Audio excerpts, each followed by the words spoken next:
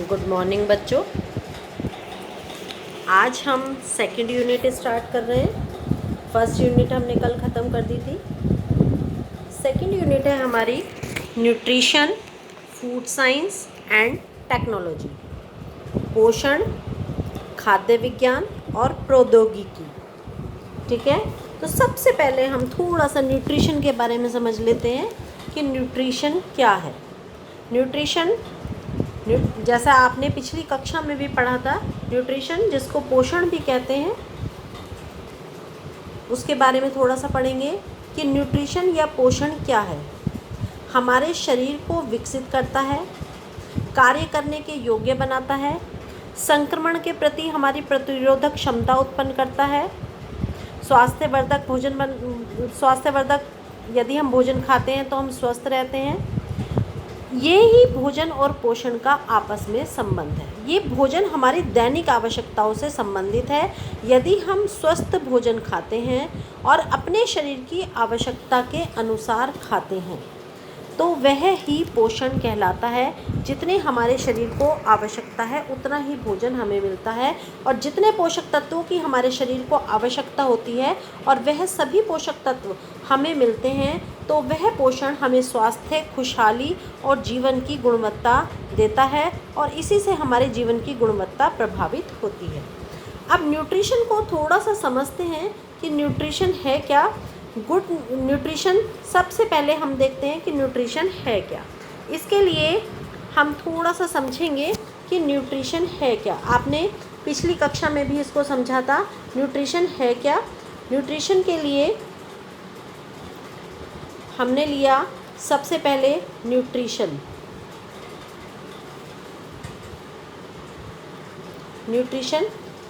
को हमने 2 पार्ट्स में डिवाइड किया।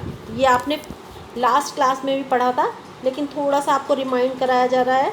सबसे पहले होता है गुड न्यूट्रिशन। गुड न्यूट्रिशन क्या है?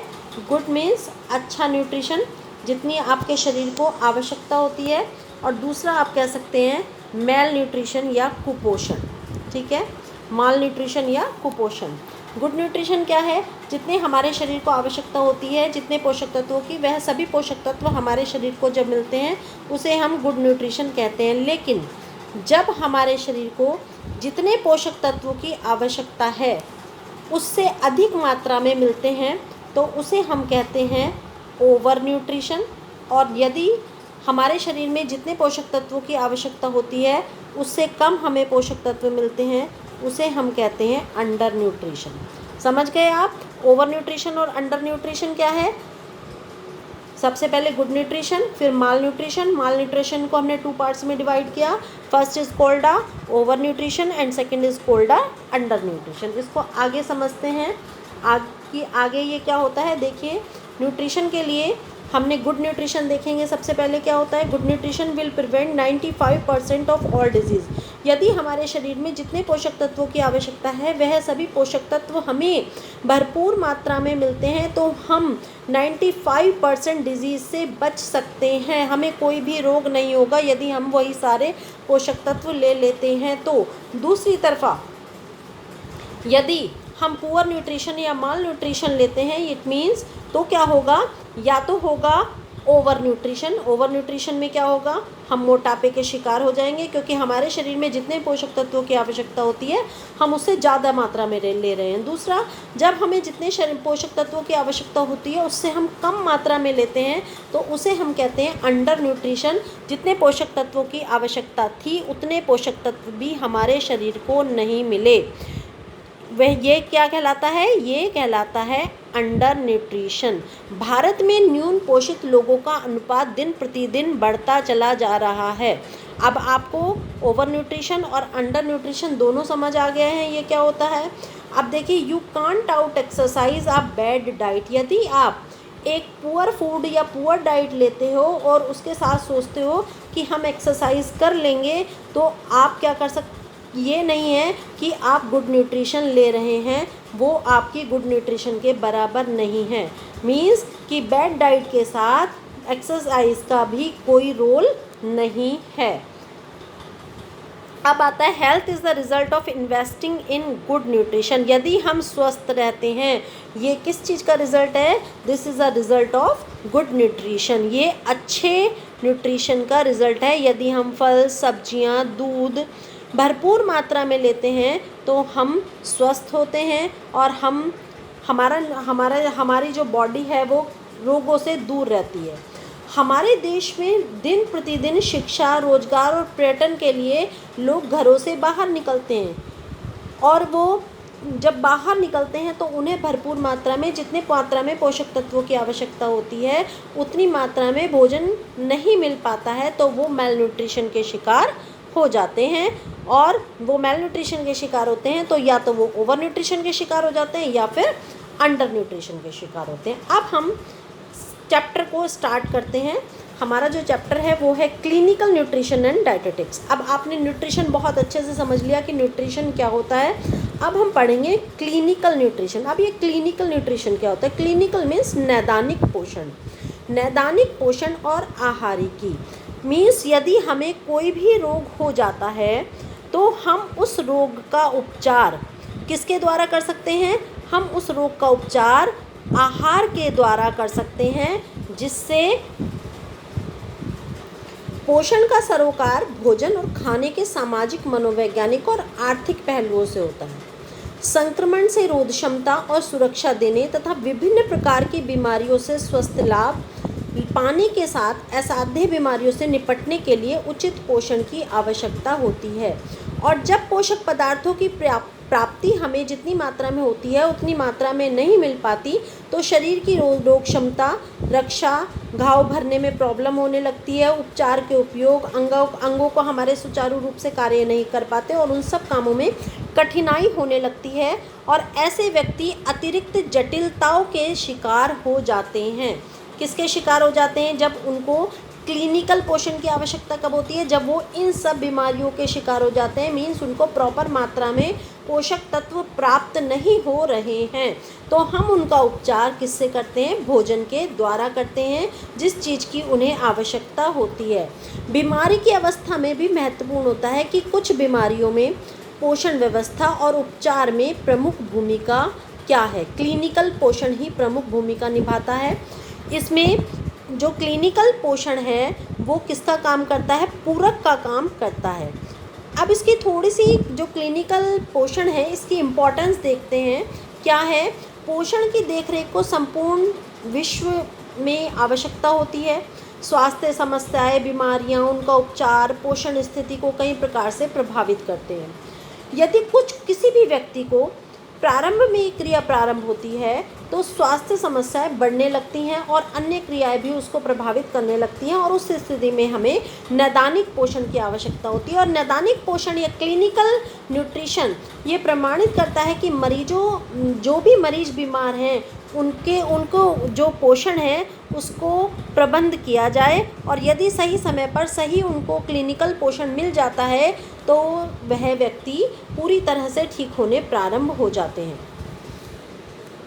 शरीर का कोई भी अवयव हो, ऊतक हो, वो कई तरह की बीमारियों से प्रभावित होता है। ये बीमारी छोटी और बड़ी किसी भी तरह की हो सकती हैं और ये किसी का भी दीर्घकालीन कोई हमारी समस्या का भी रूप धारण कर सकती हैं।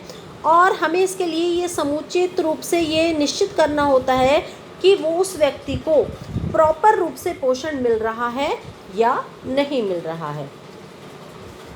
यदि उसे पोषण, देखभाल और सहायता सही से नहीं प्राप्त हो रही है तो वह व्यक्ति गंभीर बीमारियों का शिकार होना प्रारंभ हो जाता है और उसको ऐसी डिजीज़ होने शुरू हो जाती हैं जिससे उसको ये लगता है कि अब ये बीमारियां कभी ठीक ही नहीं होंगी। लेकिन यदि सही समय पर सही आहार दिया जाए और चिकित्सीय आहार दिया जाए तो वह व्यक्ति स्वस्थ हो सकता है और उसको हर प्रकार की बीमारियों से, चाहे वो असाध्य बीमारी हो या गंभीर बीमारी हो, सभी प्रकार की या फिर कोई भी प्रकार की उपापचय गड़बड़ी हो, सभी प्रकार की बीमारियों से छुटकारा दिलाया जा सकता है। पोषण औषध वे पदार्थ हैं जो स्वास्थ्य के लिए लाभकारी होते हैं। चिकित्सकीय खाद्य पदार्थ वे उत्पाद होते हैं जो विशिष्ट आवश्यकताओं वाले लोगों के लिए विशेष रूप से तैयार किए जाते हैं।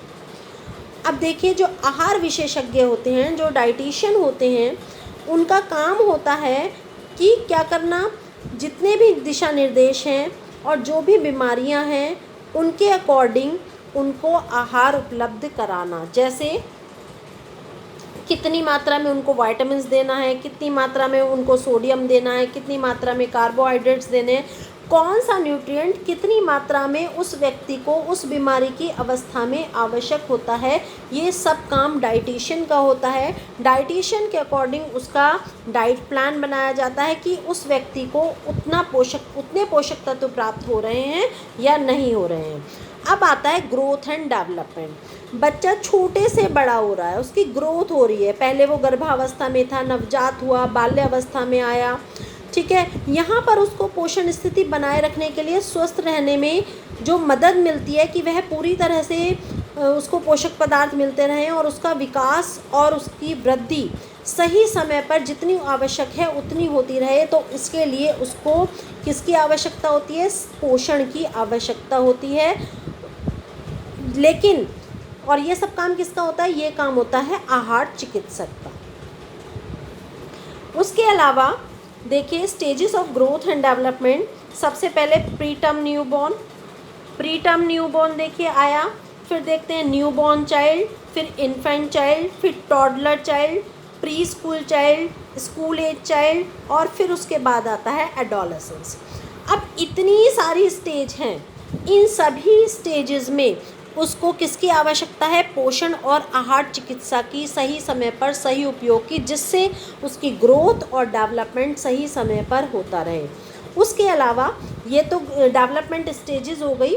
उसके अलावा बच्चों की ग्रोइंग स्टेज होती है और ग्रोइंग स्टेज में उनको अत्यधिक पोषण की आवश्यकता होती है। लेकिन यदि यही अत्यधिक पोषण सही समय पर सही ना दिया जाए तो वह व्यक्ति या वह बच्चे ओबिसिटी का शिकार होने लगते हैं और मोटे होने लगते हैं, या फिर इतने कमज़ोर हो जाते हैं कि उनकी ग्रोथ पूरी तरह से, उनका डेवलपमेंट पूरी तरह से नहीं हो पाता है।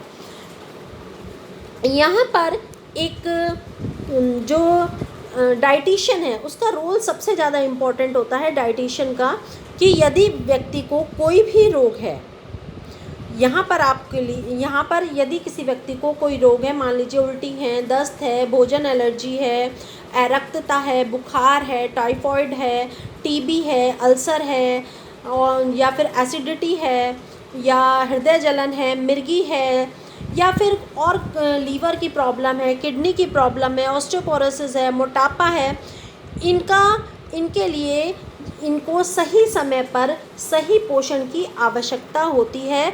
और पोषण एक पूरक आहार होता है जिसके द्वारा उसकी सभी बीमारियों को ठीक किया जा सकता है।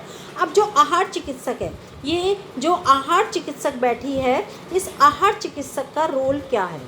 आहार चिकित्सक का रोल है कि मरीज की भोजन की प्रकृति को ध्यान में रखते हुए आहार की सूची बनाना, उसको एक डाइट प्लान बना के दे, बीमारी की हालत को सुधारने और नियंत्रण में रखने के लिए उसके आहार में परिवर्तन करे, पोषणहीनता की स्थिति में उसको आहार उपलब्ध कराए जिस आहार की उसको आवश्यकता है। यदि उसको कोई दीर्घकालीन बीमारी हो गई है तो उसको सही समय पर सही आहार उपलब्ध कराए।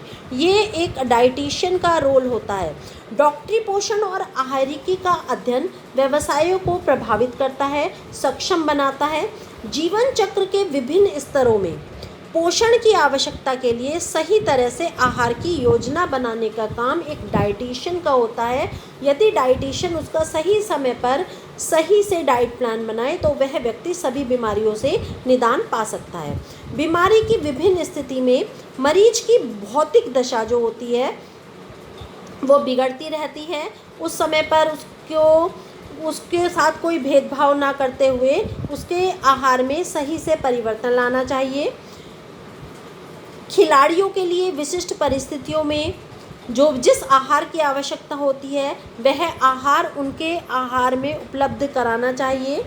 अस्पताल में या वृद्ध व्यक्तियों को संस्थानिक परिवेशों के मरीजों के स्वास्थ्य और कल्याण को बढ़ावा देना चाहिए।